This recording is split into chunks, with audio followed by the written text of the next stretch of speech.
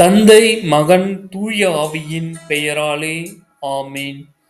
மாற்கு எழுதிய நற்செய்தியிலிருந்து வாசகம். அதிகாரம் 3, இறை வசனங்கள் 13 முதல் 19 முடிய. அதன் பின்பு இயேசு மலை மீது ஏறி தாம் விரும்பியவர்களை தம்மிடம் வரவழைத்தார். அவர்களும் அவரிடம் வந்தார்கள். தம்மோடு இருக்கவும் நற்செய்தியை பறைசாற்ற அனுப்பப்படவும் பேய்களை ஓட்ட அதிகாரம் கொண்டிருக்கவும் அவர் 12 நியமித்தார்.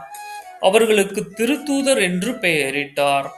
அவர் ஏற்படுத்திய 12 முறையே பேதுரு என்று அவர் பெயரிட்ட சீமோன், செபதேயுவின் மகன் யாக்கோபு, யாக்கோபின் சகோதரனுமான யோவான், இவ்விருவருக்கும் இடியை போன்றோர் என பொருள்படும் பொவனேர்கேசு என்று அவர் பெயரிட்டார். அந்திரேயா, பிலிப்பு, பர்த்தலேமியோ, மத்தேயு, தோமா, அல்பேயுவின் மகன் யாக்கோபு, ததயு, தீவிரவாதியாய் இருந்த சீமோன், இயேசுவை காட்டிக் கொடுத்த யூதாஸ் இஸ்காரியோத்து என்பவர் ஆவர். இது ஆண்டவரின் அருள்வாக்கு.